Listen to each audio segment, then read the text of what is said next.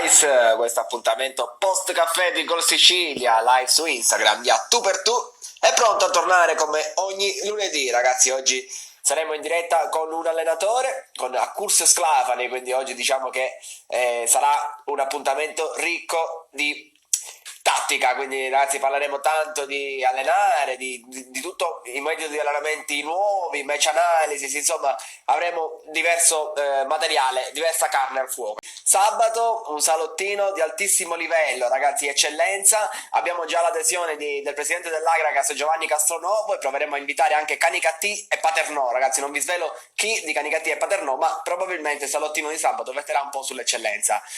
Allora ragazzi, gli ultimi aggiornamenti dicono che anche Sibiglia oggi ha dichiarato all'Unione Sarda che probabilmente per il calcio dilettanti lo stop è arrivato qui.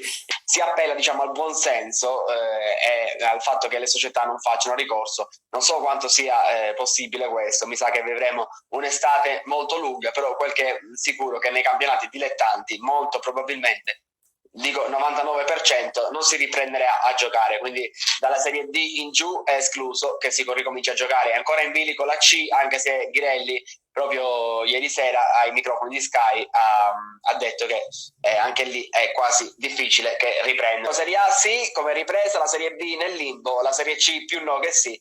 Dalla Serie D in giù. Dicevo con mister Accursio Sclafani parleremo molto di tattica, poi nei prossimi appuntamenti avremo anche personaggi importanti. Stiamo provando ad avere qui Totò Aroni, che intanto saluto Salvatore Maltese. Totò, ti stai allenando? Come va?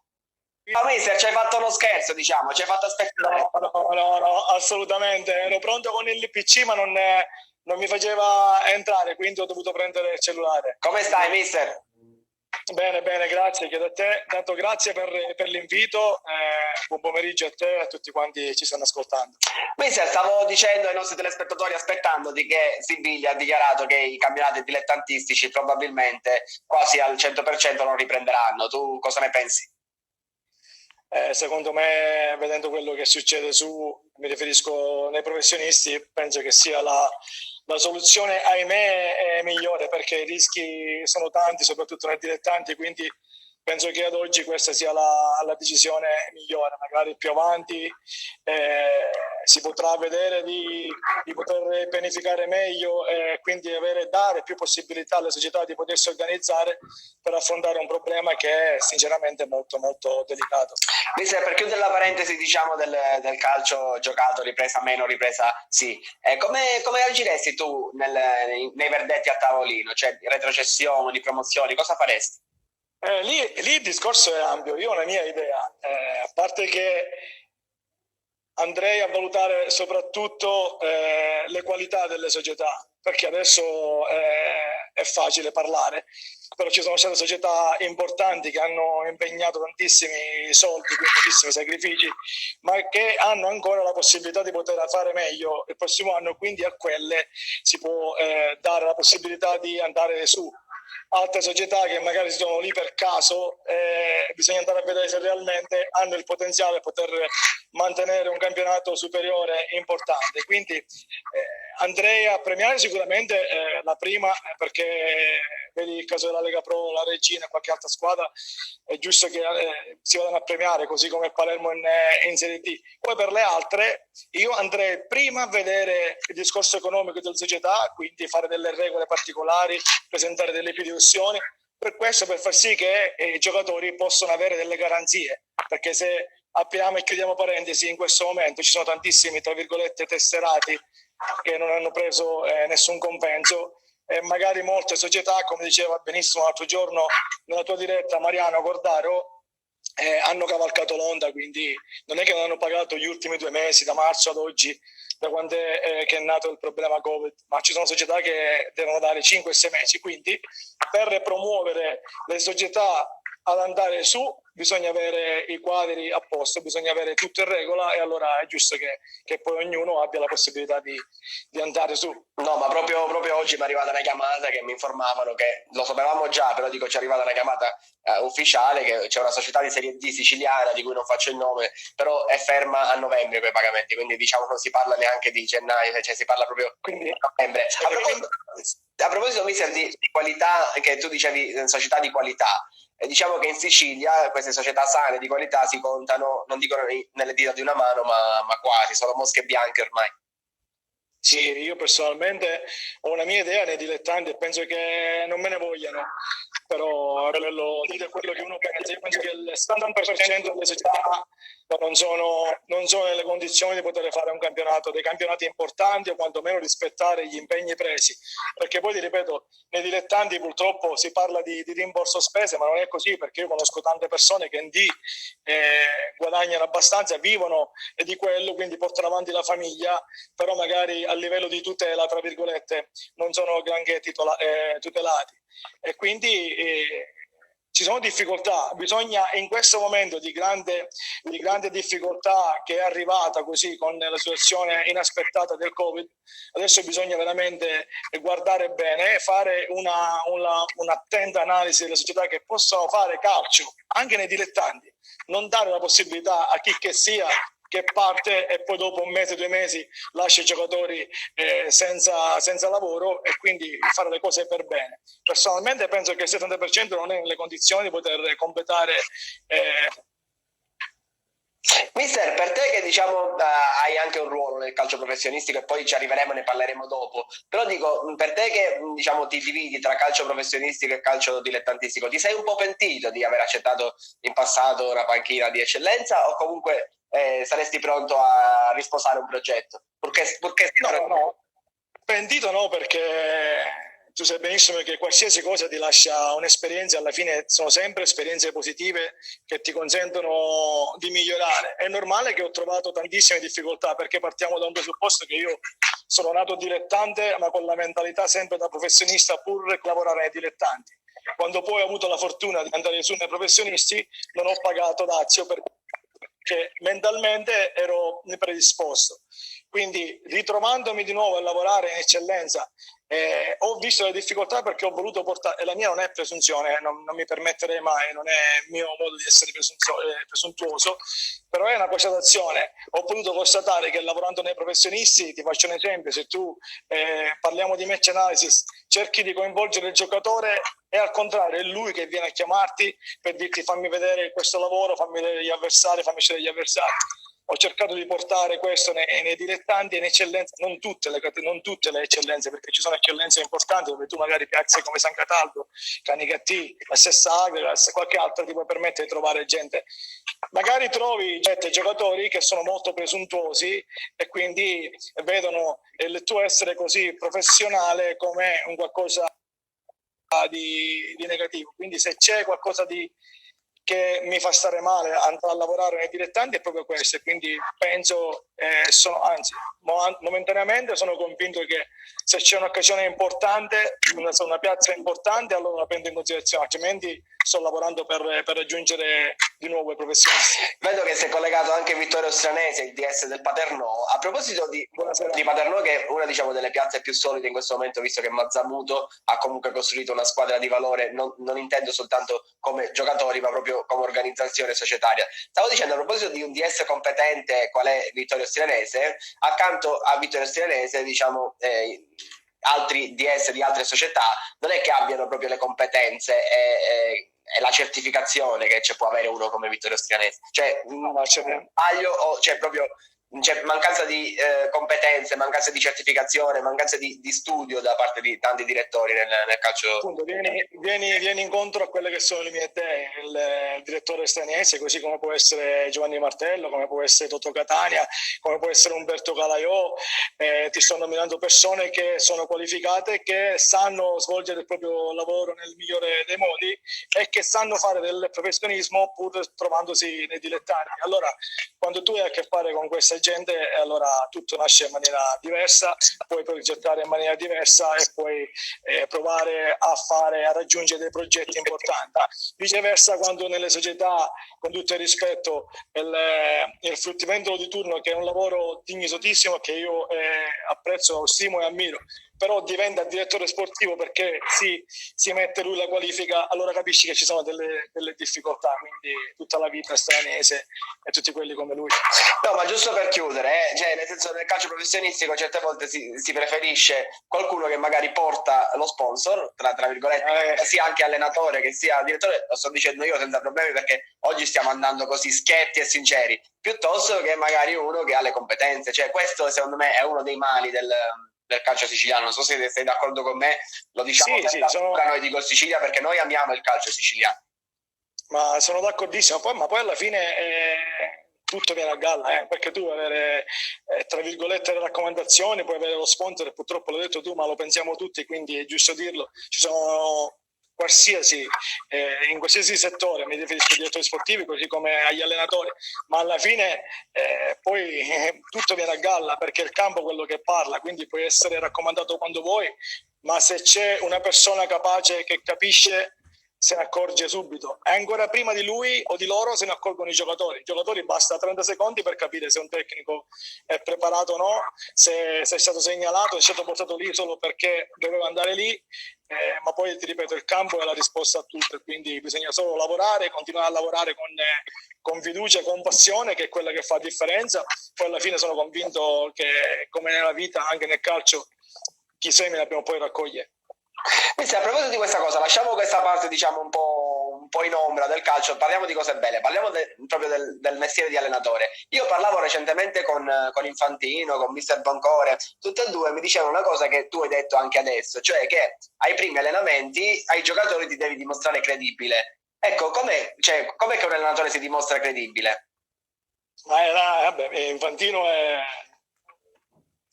hanno detto la cosa giusta.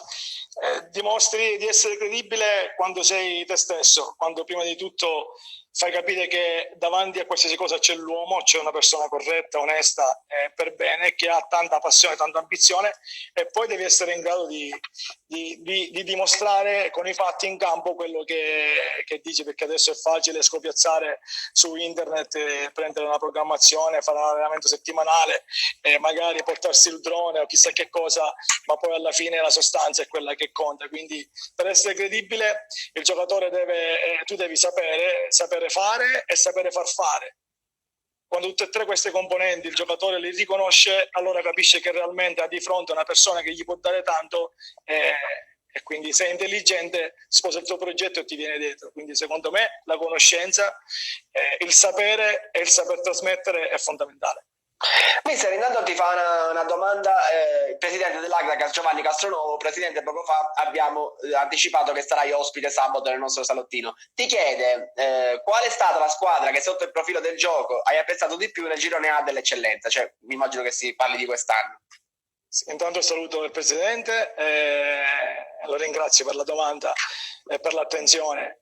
Ma io ho avuto soltanto la possibilità di lavorare 11 gare nel campionato quest'anno, poi per vicissitudini extracampo abbiamo interrotto il rapporto con la società, però in quelle 11 gare devo ammettere che la San Cataldese, l'Agragas, così come lo stesso Gerardi, mi avevano tanto impressionato. Non a caso ti dico pure il Dattilo che giocava abbastanza bene, però queste 3-4 squadre sono quelle che mi hanno più impressionato. Vabbè, il Dattilo magari per nome, però proprio le altre squadre che hai citato invece proprio come gioco, anche Geraci diciamo che è stata forse un po' la sorpresa. Come gioco Geraci e Canicattì avevano qualcosa in più, poi ho messo subito Agragas e San Cataldese perché poi vedi Agragas c'è stato il cambio tra allenatore, però quando specialmente sono venuti da noi non lo hanno dimostrato questa sofferenza di cambio di allenatore, hanno fatto una grande partita, molto attenti, quindi metto l'Agragas assieme a Canicattì, Geraci e San Cataldese come le squadre che mi hanno più impressionato come gioco espresso. Presidente, ti volevo dire adesso, da questo momento in poi entra in silenzio stampa, non parlare più con altri giornalisti e conservati le bombette per sabato per il salottino, va bene Presidente? Perché diciamo il Presidente che è uno che ha, e non è la mia piaceria nemmeno ruffianaggine perché ci conosciamo da tanto tempo e non mi sono mai permesso di esprimermi in maniera così diretta, però è una di quelle persone che ci sta, che ci vuole, perché fa parte di quel calcio che abbiamo parlato poco fa. perché oltre alla passione c'è tanta competenza, sa scegliere bene sia i tecnici che gli allenatori che i giocatori, e soprattutto con la grande passione riesce a coinvolgere qualsiasi cosa. Vedi, Agrigento è riuscito a riaccendere una fiamma che si era spenta totalmente dopo la brutta vicissitudine della Lega Pro, e adesso sono convinto che, anzi faccio tantissimi auguri e un grande in bocca al lupo, sono convinto che raggiungeranno di nuovo i palcoscenici che merita la città di Agrigento. Ma lo speriamo tutti che una piazza come Agrigento l'anno prossimo almeno in Serie D ci può stare benissimo. Poi la via non la so se è un ripescaggio, se è la Serie D siciliana, però ci auguriamo tutti che l'Agragas sia in Serie D per il bene nostro, per il bene del calcio e per il bene della Sicilia in generale. Mister, stavo dicendo che adesso, rispetto al passato, l'allenatore non è più un uomo solo, nel senso è circondato da uno staff che è importante tanto quanto l'allenatore, o sbaglio? Perché comunque l'allenatore fa le scelte, però un preparatore, un match analysis sono fondamentali, no? È fondamentale, se vuoi fare calcio davvero è fondamentale. Io ho avuto la fortuna di sperimentarlo sulla mia persona con mister Giovanni Tedesco, perché siamo partiti in 4, abbiamo continuato per parecchio tempo con Antonio Romagnolo preparatore atletico, con Francesco Ripa preparatore dei portieri, e poi ho cercato di portarmelo io anch'io quando ho avuto la possibilità di allenare in eccellenza. La prima cosa che ho chiesto di farmi portare lo staff. Nella Beretti dell'Ajax avevo mio fratello come videoanalista, avevo Lilo Bompatto come secondo, avevo Ginex come preparatore atletico, avevo Corsino Mella come preparatore dei portieri, e diciamo che in eccellenza o in Lega Pro nel settore giovanile è abbastanza difficile, però è fondamentale perché riesci a fare un lavoro completo a 360 gradi, perché adesso il calcio è cambiato, si è evoluto, e se vuoi stare al passo devi circondarti di persone principalmente fidate e poi competenti. Quindi lo staff è fondamentale. Intanto il presidente Castronovo ti paga il caffè. Presidente, lo devi pagare anche a me, però diciamo 2 caffè, ci vediamo appena sarà passato il periodo dei non assembramenti, poi ci prendiamo un caffè in 3. Stavo dicendo che ti saluto invece mister Pagana e Sonny D'Angelo. Grazie. A Peppe mi legano tanti ricordi, perché abbiamo fatto il corso UEFA B assieme. È un ragazzo eccezionale che sta avendo quello che merita, perché è abbastanza preparato. Siamo arrivati tutti e due i primi quella volta nel 2009. Peppe è una gran persona prima di tutto, e poi un ottimo tecnico. Sonny D'Angelo fa parte della mia famiglia, a parte esserci una parentela. Ho avuto la fortuna di lavorare con lui nel Palermo di Giovanni Tedesco, con gli allievi. Assieme a lui c'era Nino Lagumine, c'era Fiordilino, c'era Bentivegna. Sonny è un ragazzo, Sonny è quell'esempio di ragazzo che si è fatto da solo con tanti sacrifici, dal non essere confermato al Palermo è partito dall'eccellenza, è arrivato di nuovo in B con le sue forze, e gli faccio tantissimi auguri, perché è un ragazzo che sicuramente merita quel tipo di palcoscenico. A proposito di mister Tedesco, ti scrive grande coach, ti saluta anche mister Tedesco. Col mister a Malta avete vissuto belle sensazioni, belle avventure. Lui è quello che mi ha aperto di più di questa strada, perché io inizio come allenatore con Torre Colirio, Torre Grossa, Campofranco come secondo, vincendo il campionato. Poi da lì faccio nascere Spazio in termini. Tra le varie sezioni c'era anche la possibilità di poter fare degli stage a Palermo come allenatore, e mi hanno affiancato, per farla breve, a Giovanni Tedesco. Sono andato 15 giorni in prova nel 2010, il mister dopo 15 giorni mi disse che volevo rimanere con lui fino a fine campionato come collaboratore. Per me capisci che era un sogno, perché vedevo Giovanni come un giocatore importante, e quindi da lì è nata una grandissima collaborazione. Mi ha aperto un mondo, mi ha fatto vivere momenti bellissimi. Proprio in questi giorni abbiamo compiuto 10 anni di grande e sincera amicizia.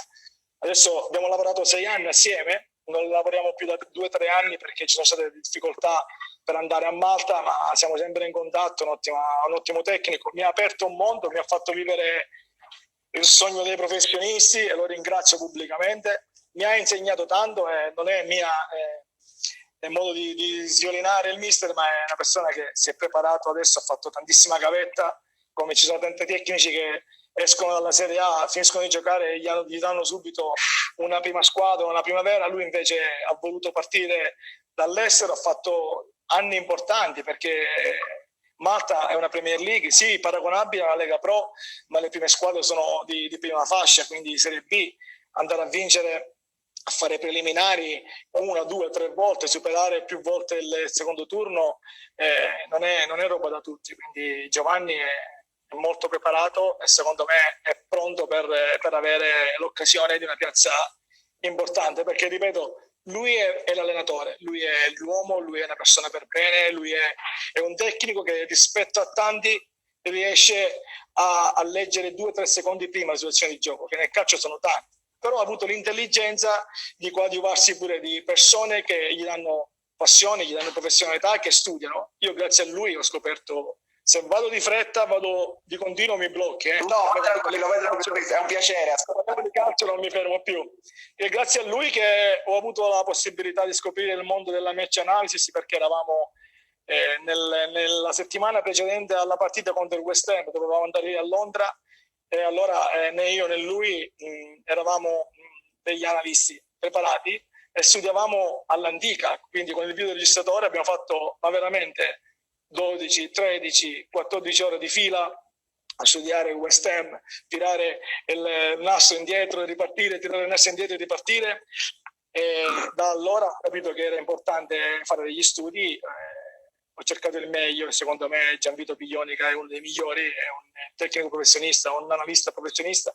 Ho fatto su e giù per un mese da Roma, ho conseguito il corso di match analysis e quello mi ha aperto un mondo. Adesso io non riuscirei più a lavorare senza la match analysis. Adesso ci arriviamo alla match analysis, che ce la racconti approfonditamente, però visto che stavamo parlando di tedesco e di gavetta di tedesco, chissà, perché no l'anno prossimo una Serie C insieme? Quello è il sogno, è il sogno che coltiviamo, perché ti ripeto, è arrivato il momento che Giovanni abbia, ma non lo dico io perché sono di parte e posso fare parte dello staff, assolutamente, però è arrivato il momento che a lui gli si dia una possibilità. Lui, a differenza, ecco, se posso trovargli un piccolo, tra virgolette, difetto, che nella vita reale non è un difetto, anzi è un pregio, però purtroppo nel nostro mondo è un difetto, è quello di non vendersi, di non andare a bussare. Ti faccio un esempio stupido: lui per tanti anni da giocatore è stato rappresentato da Pastorello, che è l'emblema della gente, ma Giovanni non si è mai permesso di chiamarlo per chiedergli aiuto, perché vuole arrivare con le sue forze, con le sue capacità, e forse magari questo nel nostro mondo del calcio lo paghi. Quindi è arrivato il momento che lui abbia un'occasione importante, e poi se c'è la possibilità di andare assieme ne sarò ben felice, altrimenti farò il tifo per lui. Il nostro collega Luca Di Noto di Gol Sicilia ci scrive, non so se leggi il commento, una C a Palermo, perché se la Serie C è un sogno, Palermo che cos'è? Palermo, intanto c'è un allenatore e non è giusto parlare di possibilità di andare a Palermo. Si sta fantasticando così perché c'è tanto rispetto per certo. Non ci vede nessuno, non ci vede nessuno, non ti preoccupare. No, a prescindere che ci veda, è una questione di rispetto tra colleghi, però ripeto, Palermo per tanti motivi sarebbe il sogno della vita, perché a parte che da lì siamo partiti, quindi 10 anni fa da lì siamo partiti. Per chi poi ce l'ha nel sangue, come può essere lui da palermitano doc, come posso essere io che ho sempre tifato Inter, tra virgolette, Palermo sempre, quindi non mi fare la battuta, dopo il 5 maggio ho deciso di abbandonare l'Inter e andare direttamente a Palermo. Quindi per noi sarebbe un grande sogno, con tutto il rispetto sicuramente avremo le carte in regola per poter fare del bene anche lì. Quindi sei difesa a 3 o difesa a 4? No, quello non è un problema, perché adesso si parla di ancora di più rispetto a tanto tempo fa di principi e di idee. Normale che in funzione degli avversari che vai a giocare ti adegui, però personalmente preferisco giocare a 4, perché poi alla fine è sempre lì, perché magari se spingi con il terzino destro chiedi a quello di sinistra di venire un po' dentro e quindi a lavorare in preventiva, e quindi è come se tu stessi giocando a 3. Ripeto, per quanto riguarda la situazione tattica, i numeri sono relativi, è importante far capire ai giocatori il concetto, il pensiero, l'interpretazione, e poi in campo i numeri cambiano di continuo. Qui stai andando tra i commenti, non te li sto leggendo tutti, ma ti stanno salutando in tanti e ti stanno facendo i complimenti in tanti. Grazie, ricambio, grazie tante. Ci racconti, ti stavo chiedendo poco fa, la settimana tipo di un match analysis? Cioè, Tu da allenatore, da match analysis, cosa fai tutta la Io da allenatore, no, è diverso, da allenatore a match analysis. Io ti posso dire la mia esperienza che ho fatto se parliamo da match analysis, quella che ho fatto con, per esempio con Zenga, quando mi chiamava per fare degli studi sugli avversari, lì vai a lavorare solo esclusivamente sull'avversario, stai 2 o 3 giorni a studiare le ultime 4, 5, 6 partite se occorre, cerchi di essere più preciso possibile, vai a fare un'analisi che viene divisa in analisi qualitativa e quantitativa, quindi la qualità del gioco, il modulo, la disposizione tattica e cosa fanno in fase offensiva, come lo fanno, cosa fanno sulle palle attive offensive e come vengono messe in atto, viceversa sulla fase non possesso, le transizioni. Poi devo andare a vedere pure le statistiche che sono importanti, quante volte tirano in porta, da dove tirano, chi è l'uomo più rappresentativo, quindi la fai sia globale che individuale. Questo ho fatto con lui per diverso tempo, sia per alcune partite di Crotone che per altre a Venezia. Invece quando vai a lavorare tu, io la mia settimana tipo un po' particolare, l'ho fatta anche in eccellenza, quindi magari giocando la domenica, per gli altri è libero il lunedì per i miei giocatori, invece per me, il mio staff no, chiedo ai miei collaboratori di studiare un po' la partita che abbiamo fatto, io me la studio per i fatti miei, poi ci riorganizziamo, abbiamo un cloud tutto assieme dove mettiamo tutti i tag, andiamo a vedere quali sono le cose che abbiamo fatto. Giocavamo contro l'Agras, sapevamo che venivano 4-4-2, avevamo proprio parlato delle uscite basse, di costruzione bassa. Se queste non sono avvenute, li andiamo a lavorare. Quindi il martedì la prima cosa che facciamo, andiamo a analizzare la nostra partita e subito dopo in campo, oltre al raggiungimento degli aspetti condizionali, andiamo a toccare quelle che sono state le difficoltà della domenica. Subito dopo il martedì, quindi lavoriamo sia sull'aspetto condizionale che su quello prettamente tattico, usiamo molto la palla anche per raggiungere determinati obiettivi fisici.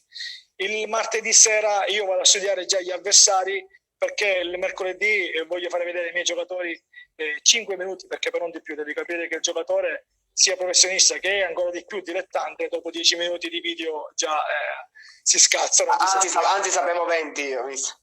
No, ma non serve, perché tu devi essere bravo. Almeno io con Zenga ne facevo 7-8, facevo un'analisi un po' particolare rispetto alle altre, perché facevo un'analisi audio-video, quindi lui vedeva il video che scorreva e ascoltava la mia voce, che è ancora più semplice, e ti permette, l'ho fatta pure anche nei dilettanti, sia con la Beretti che con in eccellenza, ti permette di non fare distare il giocatore, perché sta guardando ma sta ascoltando. Ti ripeto, il mercoledì faccio vedere la fase offensiva, la disposizione tattica degli avversari, la fase offensiva, cosa fanno sulle palline offensive, e poi vado a lavorare in funzione di esse. Il giovedì, al contrario, faccio vedere cosa fanno in fase di non possesso, come si mettono a difendere le palline attive, se marcano a uomo, marcano a zona, e andiamo a lavorare sullo specifico. Poi da venerdì in poi, solo tattica nostra, cerco di portare il giocatore a sapere più possibile dell'avversario. L'ho fatto, guarda, mentre nei professionisti è facile perché tu usi Scout, usi Istat, quindi fai dei tag, vai a lavorare. Se voglio sapere cosa fa Nangolan, vado a lavorare sull'individuale. Nei dilettanti è stato difficilissimo, ho dovuto chiamare qualche amico, offrirgli una pizza per andare a riprendere di nascosto la partita dell'Agagas, poi per rubare qualcosa su Facebook dai vari tifosi che mettono magari qualche cosa, però riuscivo alla fine, mi piacerebbe poi magari ti mando qualcosa, riuscivo alla fine a fare un lavoro completo dove davo ai miei giocatori tutto il possibile per arrivare in gara ed essere pronti, perché se giochi contro Gambino devi sapere che le palle alte le piglia tutte lui, quindi è inutile andare a staccare con lui, magari lo accompagni, lo lasci, se spizza la palla stop e puoi giocare, ma se non glielo faccio vedere il mio giocatore diventa difficile andarla a prendere. No, mister, quello che mi sta venendo in mente adesso, per come stai parlando, sono stato abbastanza sintetico, ma e di questo ti ringrazio, perché il social è sintetico. Però ti stavo dicendo, mister, quello che stai dicendo è testimonianza che si può essere un minimo professionisti anche tra i dilettanti. Obbligatorio. E guarda, ti ripeto, io forse apro e chiudo parentesi, in queste 11 gare, nelle ultime 11 gare ho pagato questo, perché tu devi essere sempre professionista, pur essendo anche a giocare nei dilettanti. Io non riuscirei a lavorare in maniera diversa, non riuscirei a lavorare da solo, non so lavorare con 10-11 ragazzi, non so come fanno gli altri tecnici che si accontentano. Ecco, ritorniamo al discorso di prima, perché se tu vai a lavorare, mi permetto di dire Agas perché c'è presente che ci ascolta, vado a lavorare nell'Agas perché sono stato raccomandato, sono stato portato lì. Quando il presidente o il direttore sportivo di turno mi dicono guarda devi lavorare con 12 giocatori, devi fare questo, devi fare quello, io non posso dire niente perché mi ci hanno portato. Se invece arrivo lì perché mi hanno chiamato e loro sono consci della mia professionalità, delle mie capacità, allora devo dire che io non so lavorare con meno di 20 ragazzi, non so lavorare senza lo staff, ed è questo, ma non è presunzione, è professionalità. E molte società devono capire che per fare bene bisogna programmare, bisogna affidare a dei tecnici che siano preparati e soprattutto non bisogna avere fretta. Un allenatore non può avere 15 partite, è normale che non può avere 15 partite, ma ne deve avere 5, 6, 8, a maggior ragione se arriva in corsa, quindi perché c'è bisogno chi ha idee di poter sfruttare. Poi se invece dobbiamo lavorare così tanto per lavorare, allora va bene tutto. Mister, toglimi una curiosità, ma è vero che dormi col libro di Guardiola sotto al cuscino? Ma non Questo... mi ha svelato questa cosa qua? Qualche amico, sì, ma non è solo Guardiola, ma non mi vergogno perché ti ripeto, e non stiamo sognando, non stiamo fantasticando o chissà che. Per me sono dei tecnici che con le dovute proporzioni mi rivedo in lui, mi rivedo in De Zerbi, ma mi rivedo ancora prima in Giovanni Tedesco, in Walter Denga, e non sono tutti tecnici che io sto nominando perché in qualsiasi modo ci sto lavorando. Sono tecnici che ammiro perché hanno idee, perché li vogliono mettere in atto, perché so quando lavorano, so quando lavora Giovanni, su 24 ore sta 16 ore a lavorare sia a campo che fuori, così Zenga, così De Zerbi e così poi Guardiola che per me è il top. La sera accanto alla foto del mio papà c'è il libro di Guardiola, ogni volta che ne esce uno nuovo io lo leggo, ma non ho la presunzione di arrivare ai dilettanti e fare quello che fa lui, cerco di rubare ed essere poi e poi mettere del mio, perché qualsiasi cosa devi mettere sempre del tuo. Intanto poco fa, prima di venire in diretta, ho visto che hai pubblicato, non so se proprio 2 ore fa mi sembra, una foto nel campo del West Ham di te e il capitano Fabrizio Miccoli. Il capitano è sempre il capitano, perché io sono passato dal 2010 a vederlo lavorare, perché quando poi facevamo allenamento il mercoledì, loro facevano doppio lì a Bocca di Falco, io chiedevo a Giovanni se poteva farmi autorizzare ad andare a vedere gli allenamenti della prima squadra, e quindi stavo tutta la giornata a Palermo e da lì è nata una conoscenza, poi un'amicizia, magari il mercoledì sera, perché lui dopo il mercoledì, ecco qui rientra il Miccoli capitano, il Miccoli leader, il Miccoli professionista, non usciva più, il mercoledì sera magari andavamo a mangiare e quindi ritrovarmi da tifoso a vederlo giocare a trovarmelo in campo a Malta è stato qualcosa di eccezionale. Poi vivere quell'emozione dell'Europa League assieme a lui ti fa capire che realmente il calcio ti dà un'occasione unica, che è quella di vivere un sogno, e quindi da lì è nata una grandissima amicizia che tuttora c'è con Fabrizio. È una persona che ammiro tanto perché è molto, per me, qualcosa di particolare. C'è qualche siparietto di spogliatoio tra Fabrizio Miccoli, Giovanni Tedesco?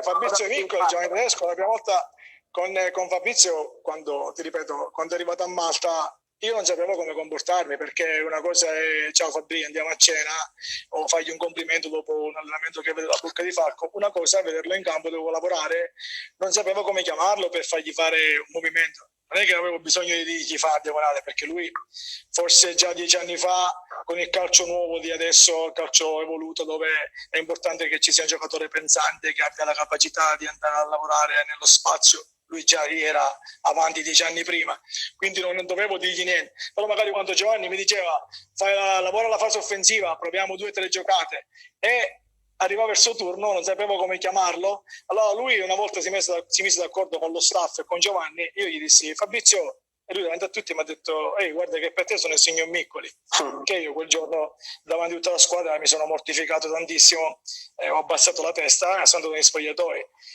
Quando sono arrivato nello spogliatoio, Giovanni mi ha detto ma che cazzo hai combinato? Hai detto a Fabrizio, ho chiamato Fabrizio, non ho detto niente di male, e lì sono entrati tutta la squadra del Criccari, sono messi a ridere e mi ha fatto uno scherzo, perché lui era così, lui era un giocherellone dentro il campo, però quando si lavorava, guarda, era uno spettacolo. Un altro aneddoto che ti posso dire è a Yerevan in Armenia nel primo turno di preliminare Europa League. Avevano bagnato il campo e lui era abituato a fare riscaldamento con me, quindi i primi passaggi li faceva con me. Siccome aveva il calcio della maledetta e mi dava fastidio quando lui faceva, tra virgolette, lo studio, perché si riscaldava e quindi a distanza di 20 metri mi lanciava sta palla prendendola con il mezzo collo, però la palla ti sbatte sotto, soprattutto se c'è il campo bagnato, schizza, e lui lo faceva per farmi sbagliare lo stop. Ma lì c'erano migliaia di persone, gli dicevo, oh, cazzo, passa un po' più piano. Quindi sono tanti aneddoti divertenti, però ti ripeto, per me è stato un grande e rimane l'unico capitano.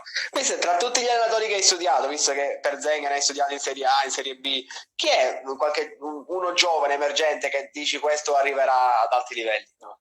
Vabbè, ma io non lo scopro adesso, Adesso lo scoprono tutti De Zerbi. Io lo scopro l'anno prima in D, poi a Foggia, addirittura quando è venuto qua contro l'Ajax, seguivo lui e ce n'era un altro bravissimo che adesso sta lavorando alla primavera del Benevento, che è Romaniello. Lui, quindi De Zerbi a Foggia e Romaniello a Caserta con la Casertana facevano un calcio spettacolare, un calcio fatto di idee nuove, di principi, anche di tecnologie nuove, però che messe in campo, se hai giocatori di qualità, perché poi sono quelli che ti fanno fare la differenza, riesci a fare veramente un grande salto. Quindi sarei banale se dicessi adesso De Zerbi, anche perché conosco molto bene come lavora, ho la fortuna di avere un mio grandissimo amico Massimo Carcarino che è diventato suo match analysis, abbiamo fatto il corso assieme e so come lavora, quindi lui per me già è un top allenatore.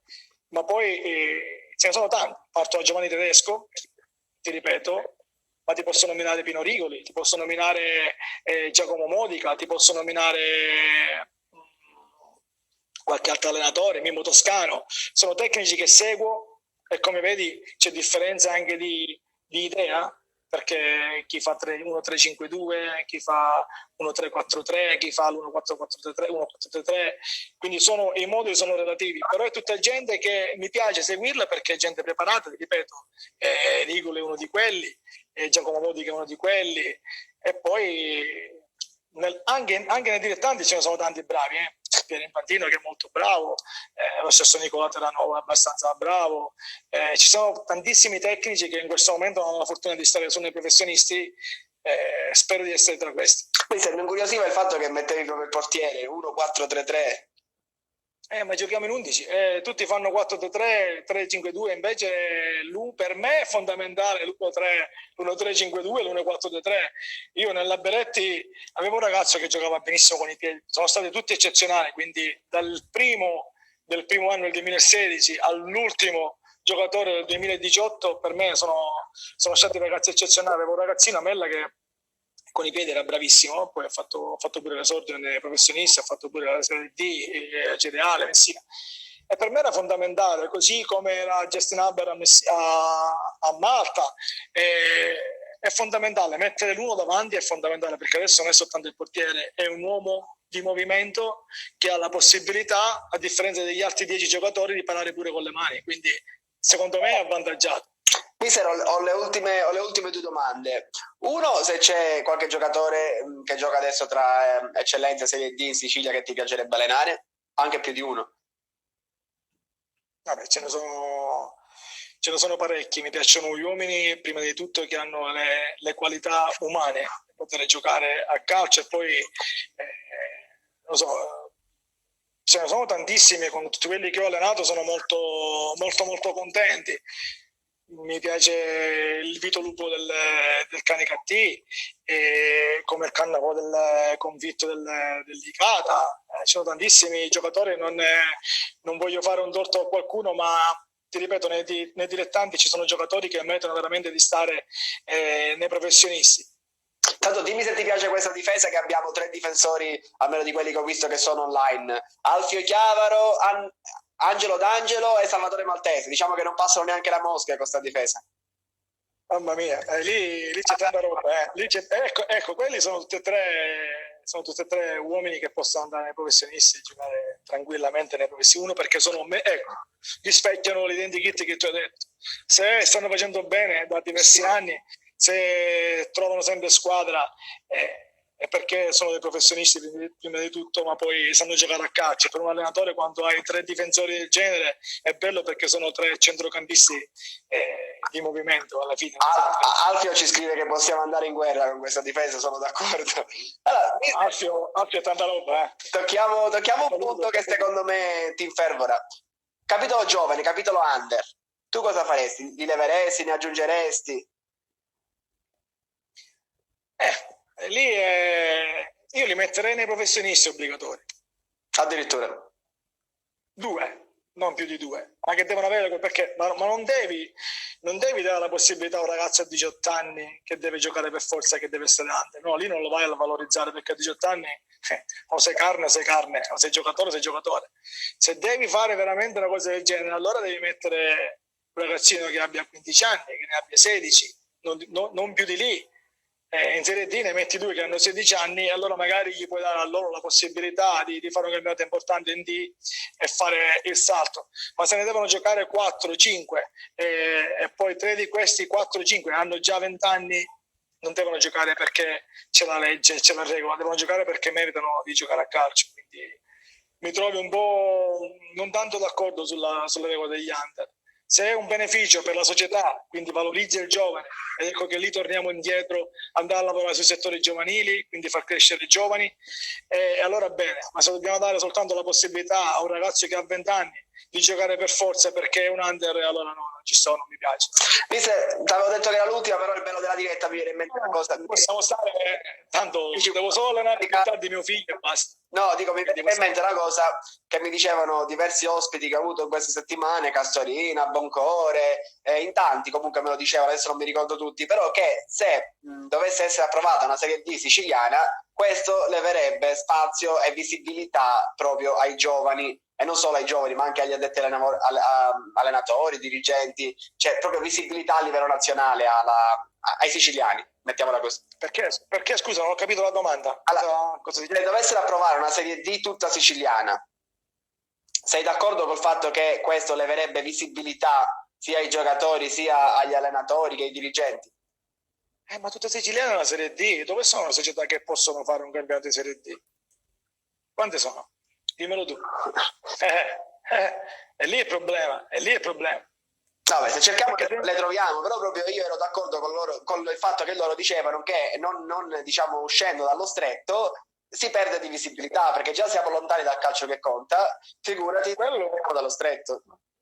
Ci sono i pro e i contro, da una parte perdi visibilità, dall'altra per un discorso economico andresti a risparmiare parecchio. Ecco perché ti dico che bisogna andare a vedere e a valutare bene. Non saprei sinceramente, però a me personalmente il campionato di D, quando vai a toccare la parte campana, la parte calabrese, mi piace, anche se ci sono tanti sacrifici, però come dici tu ti consente di andare a giocare in altre regioni, e quindi tra virgolette ti potrebbe dare più visibilità, a meno che non lo fai per bene, che sia veramente da stimolo per tutti, e quindi allora va bene anche in Sicilia.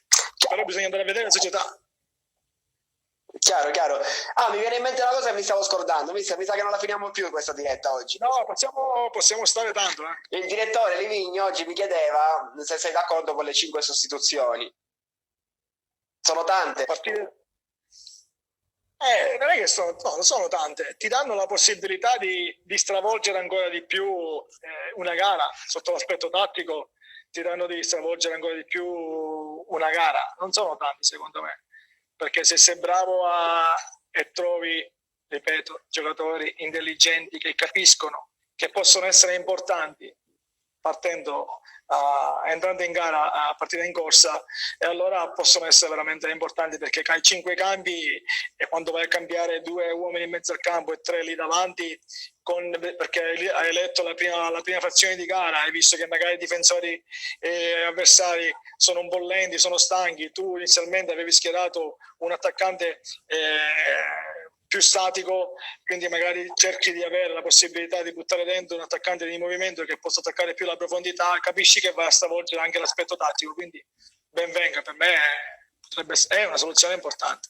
Va bene, mister, chiudiamo qua, altrimenti straforiamo l'ora, diciamo, di Instagram. Io ti ringrazio per essere stato con noi, mister.